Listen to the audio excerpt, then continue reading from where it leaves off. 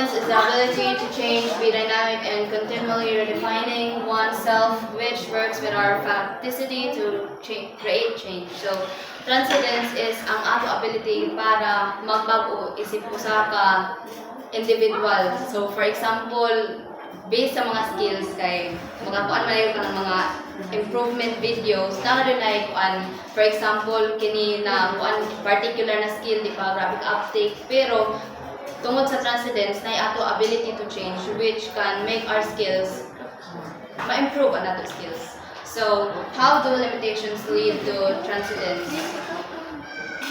Facticity refers to the things in our life that are already given. Example, life. So kaning facticity, it also depends on unsa ka nagipanganan ay. For example, if you are born in a privileged family, so of course, murag daghay mas already given sa imo. For example, privilege or money, mga ingana na butang. So it really depends on how you were born here. So facticity is very much not kanang compact gayon. Pwede ka facticity kanang pwede pa ni kuan sa ato mga rights, for example, di ba na ato rights sa mga children na the right to live, the right to have education.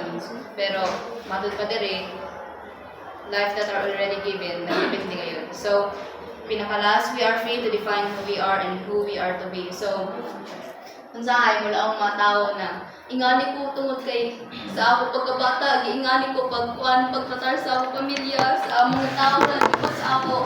Pero ang tinuod, ikaw pa doon na naghimo sa kalingon because we as an individual have the ability to change kung unsa ang naa sa ato. So if mulaong ka na ingani na ka ko, you're the only one who's limiting yourself. Yes. Using your mind. So usually we do this from improv speeches, mga spoken, and one of the murag mas makasagot ang dali is from an athletic person. Na pag, di ba pag magdagan si Jaden, ija mind, ija gamito na I have to murag ihatag tanan kay na ako'y dreams nga na bitaw. So nag-work si Ja sa ijahang mind ug ijahang physical self.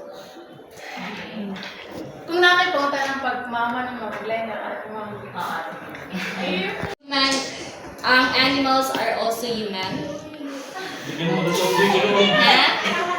Do you say so? Tingnan ka ganyan, oh. Oh yeah, why? May like lang. Ha? Big bottle lang na. So any okay, give me more example of classifications of and species. Various reefers, various. Unsa man ang classification of unsa man ang species?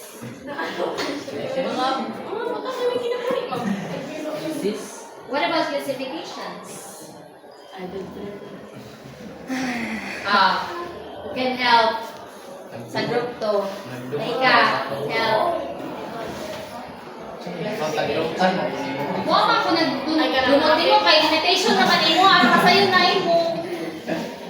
You know what? Ba the student that is janti pa ka sa human person or as a student. Kaway palagi yung opportunities mo, may trabaho ba?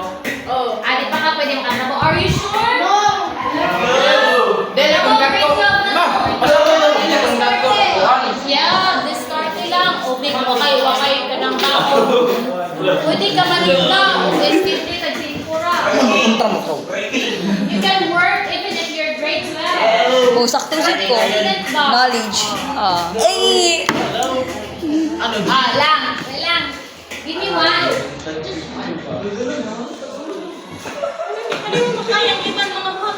Oo, like. Pagkataho, kaya nag-explain lang ito. Hindi na, pwede mo. Mag-bukas na siya. You can work na motivation ng working student. Supposed to be your second year in college naman ang tao. So, di ba na ito? Working student, may kuwang sila, work na mga.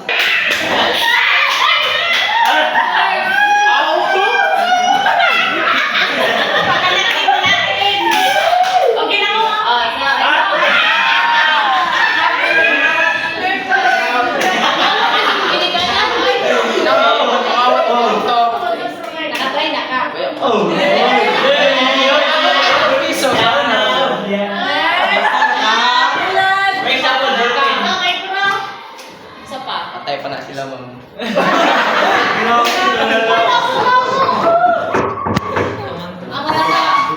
ano? Alam ko, may lulang yung button. Yung mga tawaran niya. Where is your shoes? Ano nagtingin ka?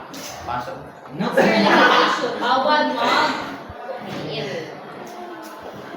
Okay. Sige. Thank you so much, Group 2 and Group 3. Yeah. Tao. Ikaw, Daily. Human, a term used to refer for various classification and species for a living man, human, and under the classification of mammal. Kanang tanan species na na life. Pita, tao, tao na yun.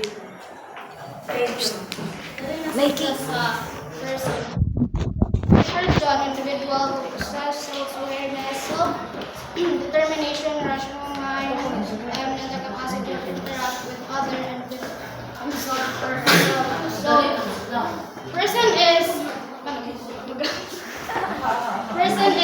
generally understood as an individual such as who has certain qualities such as self-awareness, the ability to think and make decisions and also interact socially. So, dili sa tama kalama kanang person tawag mo ta. Kanman ang dili nga. Dili uy, lang dere in every terms we usually